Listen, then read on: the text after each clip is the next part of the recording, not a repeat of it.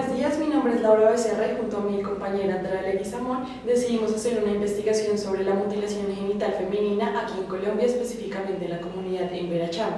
El título de nuestro proyecto es Del silencio a las palabras, las marcas de la ablación.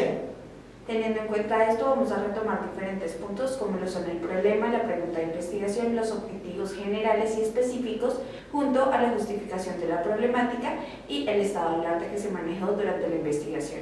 Nuestro primer eje es el problema de investigación. Para ello es importante reconocer que, según la Organización Mundial de la Salud, la mutilación genital femenina está reconocida mundialmente como una práctica ancestral que consiste en extirpar y lesionar los órganos genitales femeninos externos. En segunda instancia, nuestro problema de investigación también está basado en esa cosmovisión de la comunidad en Verachami asociada a la ablación o corte de callo, como ellos también lo reconocen dentro de su comunidad. Otro de los puntos que tuvimos en cuenta a la hora de formular nuestra problemática es la construcción que se da de esta práctica en diferentes partes del mundo, en específico en Egipto. Sin embargo, para centrarlo en un punto más cerrado, lo situamos en el contexto de América Latina, donde se presume que se dio el proceso a través de la colonización. Por otra parte, tenemos un enfoque específico en las construcciones de género a fin de entender cómo se construye el rol femenino a partir de esta práctica en la comunidad en Verachami. Es importante resaltar que con este primer punto que está relacionado con el origen de la práctica, nosotros no queremos buscar cuál fue el punto de partida, sino simplemente queremos entender cómo la mutilación genital femenina llegó a través de la colonización, permeó la cultura de los Embera y desde allí esta práctica se empezó a tomar como una tradición propia. La pregunta que dirige nuestra investigación es la siguiente. ¿Es la mutilación genital femenina una práctica heredada? En caso de serlo, ¿qué significado encarna para la comunidad de Verachami? Los objetivos que fijamos para nuestra investigación se dividen en uno general y dos específicos. El primero de ellos, que es el general, busca comprender el significado de la mutilación genital femenina en la comunidad de Verachami durante el año 2018 y en su continuidad durante el próximo año 2019. Los dos específicos que encontramos son examinar el papel de la colonización en la apropiación de la ablación en los Verachami, y el segundo de ellos es analizar cómo la mutilación genital femenina incide en la configuración de las cosmovisiones asociadas con la figura femenina al interior de esta población indígena. Nuestra investigación busca retomar los ámbitos tanto históricos como las construcciones de género que se dan dentro de esta comunidad. Respecto a nuestros referentes teóricos, los situamos en dos ejes en específico. El primero de ellos es la mutilación genital femenina como una práctica ancestral. Este está enfocado en un ámbito tanto local como global y busca abarcar cómo se construye esta cosmovisión tanto en el territorio nacional como internacional. El primero de los subapartados es rastreando la ablación a nivel mundial, el segundo, corte de callo en los Embera, una tradición heredada desde la colonización, y el último, la mutilación genital femenina, resultado del intercambio cultural.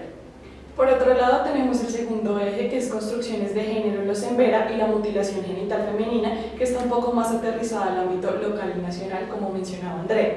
Para ello elegimos dos subapartados que son cosmovisiones de los cuerpos femeninos y masculinos en los Chami, que era un poco lo que hablábamos antes, y la importancia de entender cómo ellos perciben su cuerpo para poder comprender cuáles son las razones que los motivan a realizar esta práctica y no simplemente adoptar una posición frente a si está bien o mal lo que ellos hacen.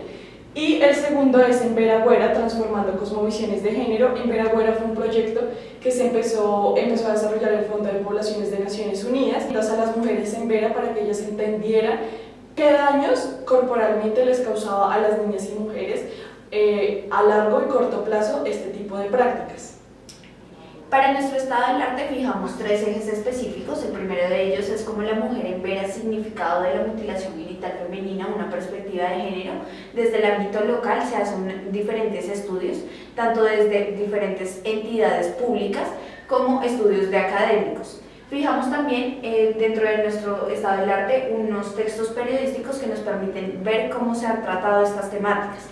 Este eje en específico ahonda en términos como la cultura y la construcción de la cosmovisión desde las percepciones propias de los indígenas, como lo vemos en el caso de Levi-Strauss, que nos habla de que este tipo de prácticas pueden ser producto de un intercambio de diferentes rituales y diferentes culturas que nos ayuda básicamente a construir un nuevo sentido y es el sentido que le otorga esta comunidad en específico.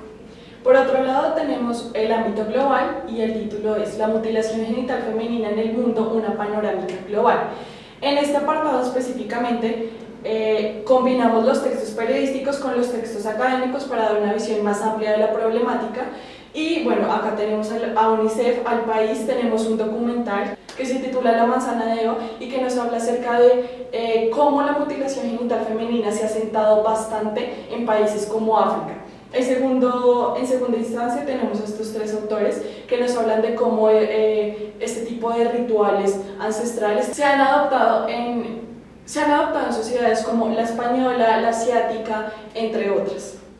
Y finalmente tenemos el último apartado que habla de la dicotomía entre la jurisdicción especial indígena y la jurisdicción ordinaria.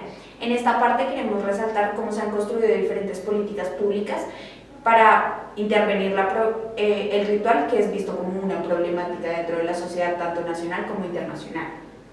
Si bien este no es el eje central de nuestra investigación y decidimos incluirlo como un eje extra para poder dar una visión contextual de lo que es la práctica y cómo en términos legales se han desarrollado políticas públicas a nivel nacional desde el gobierno para poder darle una solución a esta práctica. Entonces aquí lo que queremos hacer es un recuento de cuáles han sido esas iniciativas por parte del gobierno y cómo esto ha contribuido o no a entender y a disminuir las cifras de las mujeres que han sido afectadas por esta práctica tanto en el ámbito nacional como internacional. Muchas gracias por su atención.